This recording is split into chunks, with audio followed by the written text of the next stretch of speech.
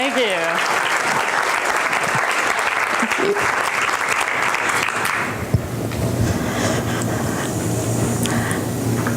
Now, correct me if I'm wrong, but I think meeting planners, as a group, you make way too much money. I mean, really, aren't you underworked and overpaid? How many of you are overcompensated? Seriously, you don't even know how you're going to spend it all. Nobody? Well, then you must be deeply appreciated by your organizations. You must be showered with love and adoration by your coworkers. How many of you are overpraised? Like, seriously, you cannot take one more compliment. You can't take it anymore. Nobody? Well, if you are underpaid and underappreciated, you don't feel too good. Maybe you should eat some candy. That might help. Food always helps. But the truth is, we always want more. We want more money. We want more appreciation. But the thing is, money only gets us so far. Money only gets us in the door. Money, as you well know, runs out. And where money stops, appreciation has to start. And if it doesn't, we quit. 79% of North Americans who quit their jobs cite lack of appreciation as being the key factor in their decision to leave their organizations. Henry Heinz, the founder of Heinz ketchup, the condiment we all love, he built his company in 1869 on a philosophy that became his mantra. He was apparently fond of saying, "Heart power is better than horsepower." Now that had to be pretty revolutionary back in his day. And he did some pretty amazing things for his employees. For example, he gave his line workers free manicures. Who would sign up for that, ladies? A few of us there. And why haven't we grasped this concept 142 years later, that heart power is better than horsepower? We are not embracing this concept when you consider that 74% of leaders do not give any recognition to their employees in any meaningful way. I mean, sure, we get our pats on the back. We get the good job, thanks, keep up the good work. And actually, we're all a little guilty of that. We kind of throw out those words like candy at a parade, right? Thanks, good job, keep up the good work. But we need to do better. We can definitely do better. What we need is a recognition mission. And that's what I'm going to give you today. I'm going to give you my 3 P's of recognition, focused on the process, the person, and the product. And when you combine these 3 together, you will have a recognition mission that you can and should implement tomorrow. This is recognition that gets results. So are you ready? Okay, first P is process. Now, I want you to cheer the process. And I use the word cheer very purposefully, because think about cheerleaders. When do they cheer during a game? All the time, right? No matter what's going on, they cheer. You could be losing, you could be winning, it doesn't matter, but they cheer all the way through. We don't do that with our recognition, do we? We wait until when? Something's over. We wait for a project or a process to be completed, and then what do we say? Thanks. Good job. Keep up the good work. Again, we can do much better. If we cheer people along the way, it will have a lot more meaning. The other problem with waiting until the end to give appreciation is that you tend to gloss over all the hard work that went into it when you say, good job. But if you notice along the way the efforts they're putting in, that's a whole lot more meaningful. The other thing is, are cheerleaders ever negative? You know, even when they're losing, things are going bad out on the field, are they negative? Would that be weird if they were? Ready? Okay. Oh, why'd you have to drop that ball, drop that ball, drop that ball? My grandma could have caught that pass, that pass? F-U-M-B-L-E, that ball must be so slippery. Or how about this one? Way to go, paddle hands, way to go. Way to go, paddle hands, way to go. You don't typically see the negativity from your cheerleaders. So that's the other thing. Stay positive as you cheer the process and find the positive. So step one here, I want you to take just a moment and think, what process is going on right now? Is there a project going on? Maybe you have an event coming up. There's always processes going on with that. And yes, give yourself a pat on the back as well.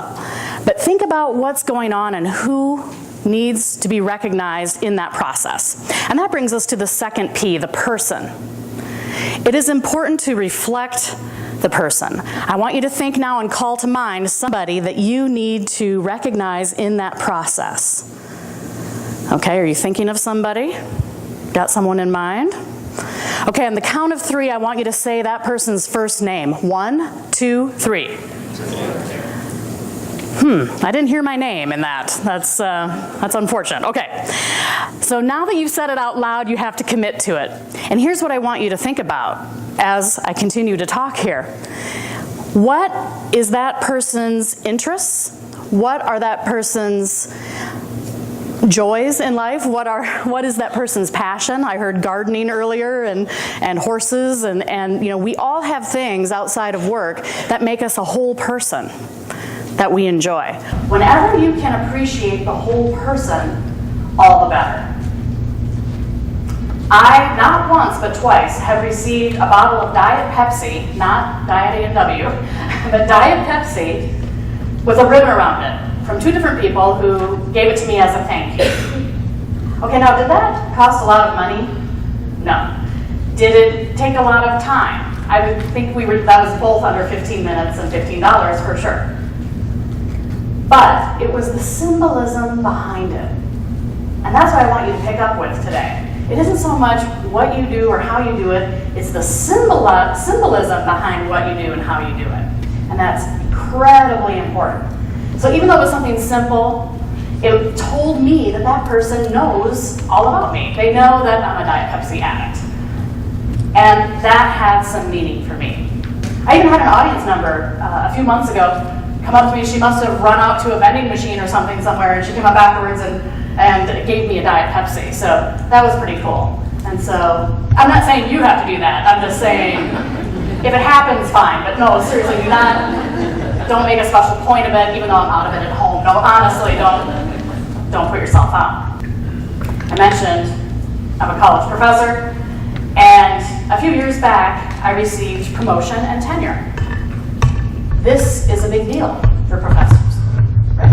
This is the only deal for professors. There aren't really any like major milestone achievements to get after that. It's kind of like, oh, well, okay, I did that. But it is a big deal, and it takes 5 years, and you have to write and publish and research, and you have to publish the right number and in the right places, and you have to do service, and of course you have to have good teaching evaluations, especially at UNI. Any Panther fans? Yes. You have to have good teaching evaluations. You have to do service to the university. You have to put this all in all these great big binders. It's kind of like scrapbooking, only not fun. Okay, so you put it all together and then you turn it in and they say, hey, okay, yes, you got it. Now, not much happened after that, but they invited me to a little luncheon for people who got promotion and tenure, and I thought, that's very nice. And I emailed the person in charge of the event, and I said, can I bring my husband with me, because he's supported me through all these years? And I got an email back that said, as much as we know your family is proud of you, we cannot have family members present due to budget cuts. Okay, well, it's a bummer, but I understand. That happens. So I get there, and a salad bar is laid out before me. I go and get my salad, and then I sit down, and I think, ooh, I wonder what the main course is going to be. That is the main course. It's salad. My husband can't come have salad? Then I was a little upset. I should have called him up and said, honey, no, you can come. Just swing by the store and pick up a head of iceberg. Yeah, when you get here, just drop it in the bowl. I think we'll be fine. That's what I should have done. So salad. But over in the corner, I see these presents, and they're all wrapped in shiny gold paper, and I'm thinking, ooh, something good is in there. I can feel it. They saved money on the food. So we've got to be having something good here. So I pick up my present, I take it back to my office. I'm like a little kid at Christmas. I'm ripping that paper open. I can't believe it. And inside, there lies a keychain. A keychain with the logo on it. Cheap, kind of ugly. Yeah. And I thought to myself, what did they pay for this? $1.95 at the bookstore? And then somebody pointed out to me, they said, you know they didn't pay retail. I'm like, well, thank you. I feel so much better now. You know, they probably went to the bookstore. We have this luncheon thing. What do you got? Wrap it up. That's probably what happened. Now, what I decided to do, I came across the old keychain the other day. I decided to buy a shadow box for it. And I'm going to put it in that shadow box. I'm going to put it up on the wall, hang a little light over it, and people are going to walk in and they're going to say, what is that? And I'm going to say, it's a major award. Can't you tell? That's my plan. Now contrast that story with one I just heard last week after a speaking engagement.